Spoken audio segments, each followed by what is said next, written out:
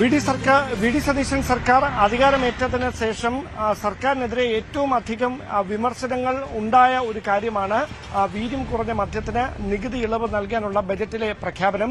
അതുമായി ബന്ധപ്പെട്ട് മുന്നണിക്കുള്ളിലും പാർട്ടിക്കുള്ളിലും എതിരഭിപ്രായങ്ങൾ ശക്തമാകുന്നതിനിടയിലാണ് അടുത്ത ദിവസം ആരംഭിക്കാൻ പോകുന്ന സഭാ നടപടികളിൽ ഈ ധനബില്ലിൽ ഈ നികുതി ഇളവ് കൂടി ഉൾപ്പെടുത്താനുള്ള നിർണായകമായ തീരുമാനത്തിലേക്ക് ധനമന്ത്രി കൂടിയായ മുഖ്യമന്ത്രി എത്തിയിരിക്കുന്നത്. അദ്ദേഹത്തിന്റെ ഏറ്റവും വിശ്വസ്തനായ ഗുരുവായിരുന്നു, രാഷ്ട്രീയ ഗുരുവായിരുന്നു വി എം സുധീരൻ അടക്കം വലിയ രാഷ്ട്രീയ വിമർശനം ഉന്നയിച്ചുകൊണ്ട് പരസ്യ പ്രതികരണവുമായി രംഗത്ത് വരുന്ന സാഹചര്യമുണ്ടായിരുന്നു.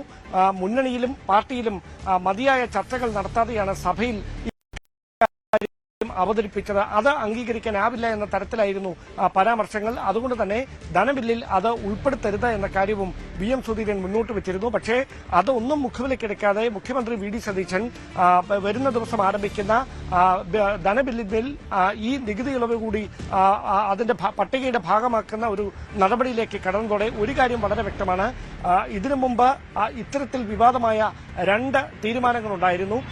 അതിലൊന്ന് ഗവൺമെന്റ് പ്ലീഡർമാരുടെ നിയമനവുമായി ബന്ധപ്പെട്ട് ദേവസ്വം ഗവൺമെന്റ് പ്ലീഡറെ നിയമിച്ചതിനുണ്ടായ വിവാദമായിരുന്നു. അതിന് പിന്നാലെ PMCയുടെ പേരിലും സമാനമായ വിവാദം മുന്നണിക്കുള്ളിൽ ചർച്ചയായി മാറുന്ന സാഹചര്യമുണ്ടായിരുന്നു. ആ 2 വിഷയങ്ങളിൽ വി ഡി സതീശന് ഒന്ന് പിന്തിരിഞ്ഞ് ചിന്തിക്കേണ്ട സാഹചര്യമുണ്ടായിരുന്നു. പക്ഷേ തുടർച്ചയായി മുഖ്യമന്ത്രി എന്ന നിലയിൽ രാഷ്ട്രീയമായി എടുക്കുന്ന തീരുമാനങ്ങളിൽ നിന്ന് പിന്നോട്ട് പോയാൽ അദ്ദേഹത്തിന്റെ മുഖ്യമന്ത്രി എന്ന നിലയിലുള്ള അധികാരത്തെ അതോടൊപ്പം അദ്ദേഹത്തിന്റെ നിലപാടുകളെയൊക്കെ അത് പ്രതികൂലമായി ബാധിക്കുന്ന സാഹചര്യം വരും. അതുകൊണ്ടാണ് ഒരു വശത്തിങ്ങനെ വിവാദങ്ങൾ ഇതിന്റെ പേരിൽ കൊഴുക്കുമ്പോഴും മറുവശത്ത് ഈ നികുതി കുറച്ചു നൽകാനുള്ള വീര്യം കുറഞ്ഞ മദ്യത്തിന് നികുതി ഇളവ് നൽകാനുള്ള തീരുമാനവുമായി മുമ്പോട്ട് പോകാനുള്ള ഒരു നിർണായക നിലപാടിലേക്ക് തീരുമാനത്തിലേക്ക് ധനമന്ത്രി കൂടിയായ മുഖ്യമന്ത്രി എത്തിയിരിക്കുന്നതെന്നാണ് വിവരം.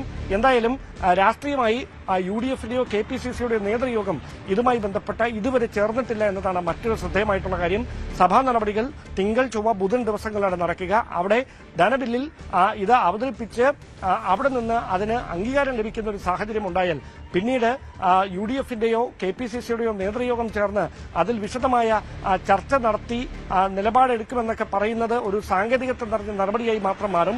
പക്ഷേ അവിടെയും എടുത്തു പറയേണ്ട കാര്യം ഇപ്പോഴും അങ്ങനെ ധനബില്ലിൽ ഉൾപ്പെടുത്തി ഇതിനൊരു നിയമസാധുത കൈവന്നാലും അത് എപ്പോൾ മുതൽ പ്രാബല്യത്തിൽ വരണം, അതല്ല എങ്കിൽ വീര്യം കുറഞ്ഞ മദ്യം നികുതി ഇളച്ചു നൽകിക്കൊണ്ട് എപ്പോൾ മുതൽ കൊടുത്തു തുടങ്ങണം എന്ന കാര്യത്തിൽ പാർട്ടിയുടെ ഒരു നയം കൂടി കണക്കിലെടുത്തുകൊണ്ട് മാത്രമേ അന്തിമമായ ഒരു തീരുമാനത്തിലേക്ക് കടക്കാൻ കഴിയുകയുള്ളൂ. അത് മാത്രമാണ് ഈ വിമർശനം ഉന്നയിച്ചവർക്ക് മുന്നിൽ മുമ്പോട്ട് വെക്കുന്ന സർക്കാരിന്റെ ഭാഗത്തു നിന്നുള്ള ഒരു പ്രതിരോധ നടപടി. അതിനപ്പുറത്തേക്ക് ഈ തീരുമാനവുമായി മുമ്പോട്ട് പോകാൻ തന്നെയാണ് ഇപ്പോൾ ധനമന്ത്രി കൂടിയായ മുഖ്യമന്ത്രി വി ഡി സതീശന്റെ തീരുമാനം. അതായത് ഇടത് സർക്കാരിന്റെ കാലഘട്ടത്തിലടക്കം പഴച്ചാറുകളിൽ നിന്നുള്ള മദ്യോൽപാദനത്തെക്കുറിച്ചൊക്കെ ബജറ്റിൽ പറഞ്ഞിരുന്നുവെങ്കിലും അതിലേക്കൊന്നും കടന്നില്ല എന്നതാണ്. അതുപോലെ തന്നെയാണ് ഇപ്പോൾ ഡാൻ റിപ്പോർട്ട് ചെയ്യുന്നതിൽ നിന്ന് ഈ തീരുമാനങ്ങളുമൊക്കെയായി മുന്നോട്ട് പോകുമ്പോഴും ഇത് നടപ്പിലാക്കുക എന്നതിന് മറ്റ് സാങ്കേതികമായ ഒട്ടേറെ വശങ്ങളുണ്ട്. അതിലേക്ക് കടക്കുമോ എന്നുള്ളതാണ് എടുത്ത് പറയേണ്ടത്. ആ സമയത്ത് ഒരുപക്ഷെ ഘടകകക്ഷികളുടേത്, കോൺഗ്രസിന്റെ ആഭ്യന്തരമായി തന്നെ ഉള്ളിൽ നിന്നുയരുന്ന പ്രതിഷേധങ്ങൾ, ഒപ്പം ക്രൈസ്തവ സഭകളുടെ ആശങ്കകൾ, ഇതെല്ലാം പരിഗണിക്കും. അതിനുശേഷം മാത്രമേ ഇത്തരം നീക്കങ്ങൾ നടപ്പിലാക്കുകയുള്ളൂ എന്ന പ്രതിരോധം തന്നെയായിരിക്കും ഇനി കോൺഗ്രസിന്റെ ഭാഗത്ത് നിന്നും ഉണ്ടാവുക. കൂടുതൽ വാർത്തകൾക്ക് News 18 Keralam YouTube channel subscribe ചെയ്യുക.